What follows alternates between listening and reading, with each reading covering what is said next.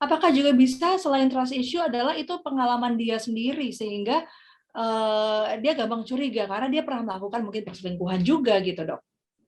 Oh bisa, jadi banyak sekali tuh orang-orang yang dia itu sebetulnya perilakunya kayak begitu, jadi curigaan aja. Sebetulnya yang suka selingkuh dia, jadi selingkuh main ke hotel misalnya.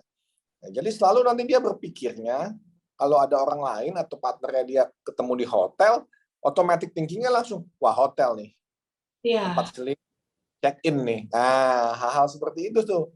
Nah, itu banyak sekali tuh orang-orang yang seperti itu juga. Dia insecure karena sebetulnya kalau dia mau diajak berkaca dengan dirinya, itu pola pikir yang biasa dia lakukan. Orang sebetulnya nggak seperti itu, tapi dia mikirnya seperti itu. Tapi ngomong-ngomong, kata-kata check-in sekarang jangan disalahartikan loh, Mbak. Karena sekarang kita kemana-mana mesti check-in Peduli Lindungi. Terlindungi, ya kan? Naik pesawat juga check-in, Dok, dari dulu. Dok, ini jadi dokter nonton Layangan Putus nggak? Ini juga mirip-mirip nih, Mas Aris yang selingkuh, tapi dia juga suka curiga-curiga cemburu sama Mbak Kinan. Tapi tahu nggak, dokter? Iya, saya tahu. Saya nggak nonton, Nonton ya? tapi Oke. saya ada di TikTok, ada di mana kalau saya lagi iseng, saya ikutin gitu. Iya, iya, iya. Itu memang terproyeksikan seperti itu. Jadi sebetulnya itu ide dia, itu kelakuan dia, tapi dia proyeksikan ke orang lain. Memang sering kayak gitu juga. Kalau tadi dokter bilang ada yang ngerasa dan dia ingin sembuh, dia datang ke dokter. Tapi kalau ada yang dia nggak ngerasa nih, Dok, ataupun kita sendiri yang sedang mendengarkan podcast Nyaman Jiwa ini nggak ngerasa, lalu gimana cara kita untuk mengontrol, cara kita untuk mengingatkan juga ke pasangan kita gitu? Gimana, Dok? Nah, jadi memang ini emang sulit ya, karena kadang pola edukasi kita itu dari dulu lebih gampang nyalahin orang lain. Jadi defense mekanismenya langsung denial terhadap dirinya sendiri, kondisi dirinya sendiri, lalu langsung disalahkan orang lain gitu. Nah, memang kalau seperti ini memang kita butuh keluarga terdekat, teman dekat ya untuk coba merefleksikan dulu. Seperti cermin ya, memantulkan dulu gitu loh.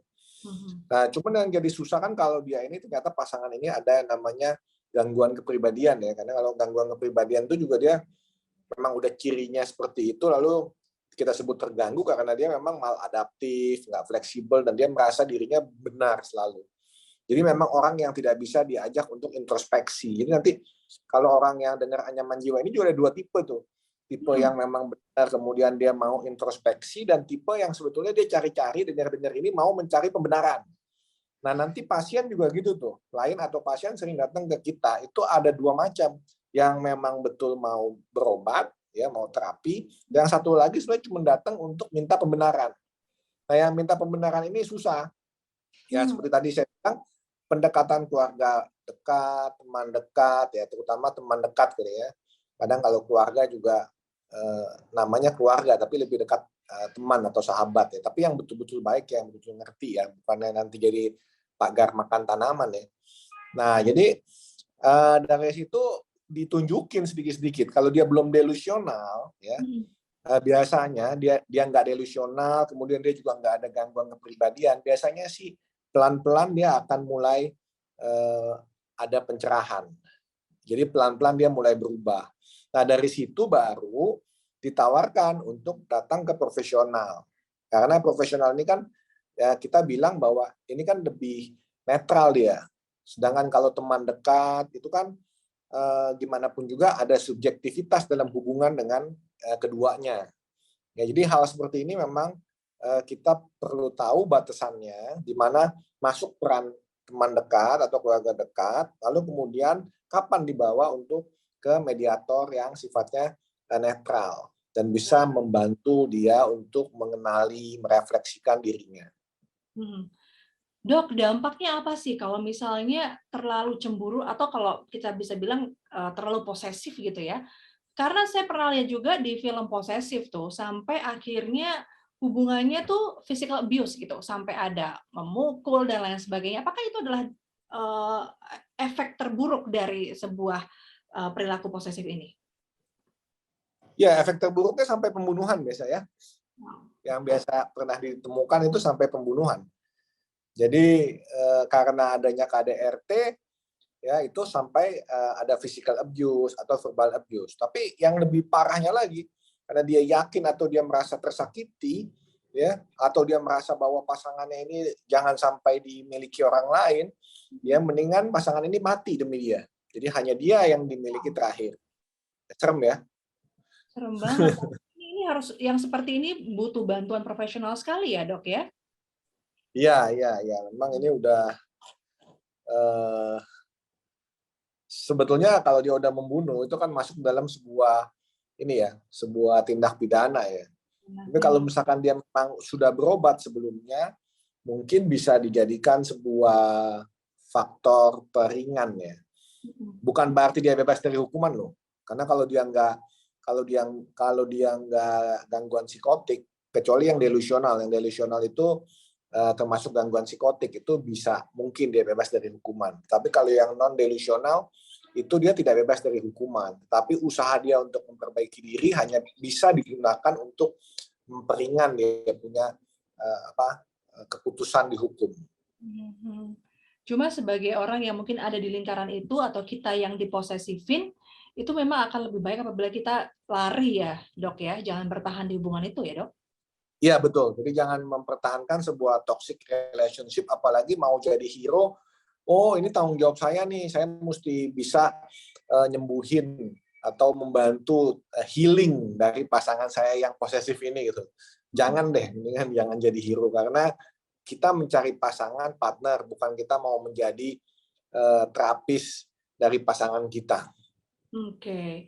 Terakhir dokter, gimana ada pesan-pesan nggak untuk pendengar podcast Anyaman Jiwa terkait dengan bagaimana sebaiknya kita menyikapi rasa cemburu, sifat cemburu dan juga posesif ini?